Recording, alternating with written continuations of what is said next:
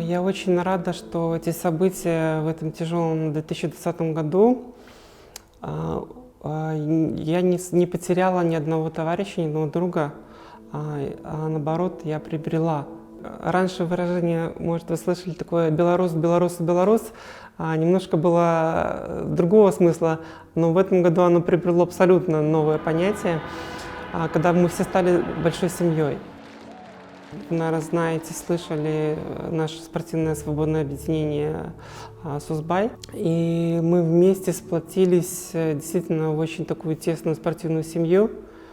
И я очень рада, что мы можем помогать друг другу, можем поддерживать друг друга. И что настолько мы эффективно за такой короткий промежуток времени смогли какую-то сделать работу полезную для наших спортсменов, для наших тренеров, которые попали под репрессии, что действительно это показывает, что все-таки, когда это строится на добрых намерениях, эффективность просто превышает любые показатели. Наше объединение произошло после всех этих трагических событий, после первых 3 дней 10, 11, 12, когда люди начали выходить из СИЗО, начали выходить из ЦИПа, когда все пострадавшие выглядели как после войны. И когда мы начали общаться в чатах, мы начали обсуждать эту проблему. И я видела, что люди неравнодушно к этому относятся, и у них также болит в душе, как и у меня. И мы решили записать от себя видео, что просим разобраться с такой ситуацией, которая произошла. Потом назрел вопрос открытого письма к власти по поводу насилия происшедшего. И вот так вот постепенно к нам начали добавляться новые люди, тренеры, спортсмены, работники спортивные. И так мы выросли до такого объединения большого. Очень много людей на улице стало просто подходить и говорить, благодарить, спасибо. Даже люди, от которых, знаете, наверное, не ожидала бы, казалось бы, что у них совсем другая точка зрения до этих событий. Каждый такой случай дает тебе эмоции, дает тебе силы не останавливаться, не опускать руки. И плюс ты понимаешь, что вот этот человек тоже поддерживает добро. И этот человек, и нас очень много, действительно нас очень много. К сожалению, были разочарования, что не все люди могут хотя бы сказать слово «нет».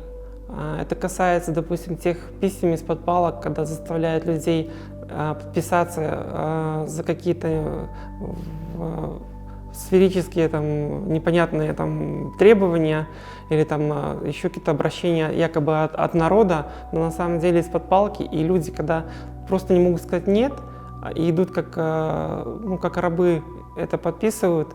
К сожалению, да, несколько человек, которых я уважала, которых я знала, поставили свои подписи под такими письмами. И на мой вопрос «Зачем?», они, ты же понимаешь, это самое распространенное выражение в нашей стране в этом году, ты же понимаешь. К сожалению, я не понимаю. Мое первое такое осознанное внимание на политику произошло где-то, наверное, году в 2005-2006. Как раз были президентские выборы. И я помню этот палаточный лагерь даже на площади, который тогда спонтанно появился там. Я помню разгон этого лагеря. Тогда уже более-менее начал работать у нас интернет. Опять же, из интернета ты можешь посмотреть фотографии, приехать вживую посмотреть, как что происходит. Помню эти смешные репортажи про крыс отравленных. И вот тогда мне действительно как-то начало следить за этими новостями, за тем, что происходит. Весной я уже, в принципе, понимала, что просто в этом году так тоже выборы не пройдут, потому что все-таки этот ковид и наплевательское отношение власти к здоровью людей, к жизням людей, он все-таки сыграет какую-то роль.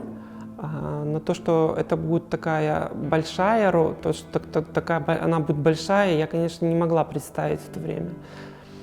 Плюс начали люди говорить, появились новые кандидаты в президенты, блогеры, которые ездили, показывали, что происходит в нашей Беларуси, чего раньше не было, к сожалению. И у людей потихонечку начали открываться глаза на все происходящее, начали это обсуждать, начали это говорить, об этом начали говорить. И уже было понятно, что что-то, будет уже. Когда появились, наверное, первые 3 кандидата в виде Тихановского, сначала Тихановского, потом Тихановской, Бабарика и Цепкало, когда очереди на подачу подписи за кандидата стояли настолько огромные, что приходилось стоять часами там.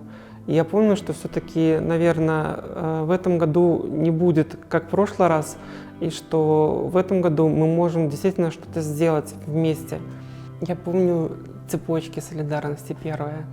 Я помню, как на ПВТ возле кольца вся эта горка просто была усеяна людьми. Когда автомобили останавливались, люди выходили, аплодировали, радовались. Это было действительно похоже на какой-то карнавал. Действительно, видно, что люди были счастливы, что люди друг друга поддерживают. И эмоции, конечно, которые ты получаешь, они, наверное, только сопоставимы с какими-то на соревнованиях приобретенными, там, каких-то очень больших и крупных.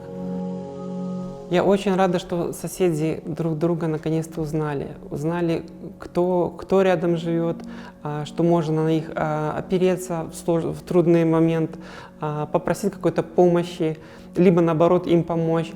Очень приятно осознавать, что вокруг тебя живет столько небезразличных людей. И помню, когда было потеплее, эти все концерты дворовые, как это все тепло проходило. Когда ты приезжаешь к людям или приходишь, смотришь, когда радостные лица тебя встречают. Самое главное, у людей на лицах появились улыбки. То, чего в Беларуси не было, наверное, практически никогда. Основная часть моего времени посвящена нашему объединению, плюс помощи нашему фонду, который занимается случаями репрессий над спортсменами и тренерами. Действительно, там очень большой объем работы, очень много времени туда уходит. Плюс вопросы по КСУ, возникающие периодически. Я еще немножко работаю тренером.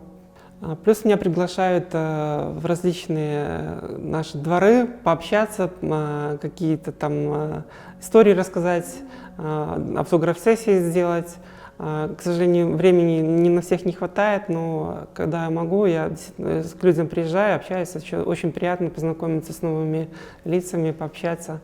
Координационный совет, когда он начинался, когда началось его образование, мне позвонили, предложили как спортсменке, как из сферы спорта человеку, присоединиться к команде, которая может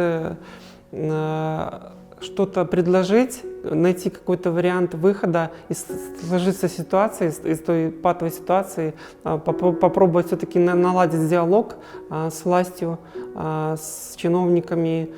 Я, конечно, с удовольствием присоединилась к этой команде, тем более там очень достойные люди. Мне было очень приятно познакомиться с ними, пообщаться, расширить свой кругозор, очень интересных вещей узнать. И вот постепенно с каждым общением ты понимаешь, что этим людям не безразлична наша страна. Они здесь живут, они за нее болеют, они никуда не хотят уезжать. Они действительно хотят решить все мирным путем диалога. Мы открыты к общению с любым чиновником, с любым силовиком. Но для этого они должны хотя бы сделать какой-то шаг к нам навстречу. Если действительно они хотят, чтобы наша страна была процветающей и свободной, и независимой, самое главное, независимой, они тоже должны к нам сделать шаг, а не просто перед нами захлопывать все двери, когда мы к ним обращаемся. Беларусь обязательно будет самой счастливой страной. Обязательно у нас все, что мы задумали, обязательно все получится. Займет это, конечно, какое-то время, но обязательно мы к этому придем. Будут соблюдены права человека, будет восстановлена законность, будет честное объективное судейство, перед которым будут все равны и чиновники, и рабочие, и юристы, и адвокаты, и президенты, и министры. Обязательно все это получится, обязательно мы к этому придем и будем надеяться, что это займет у нас минимальное количество времени.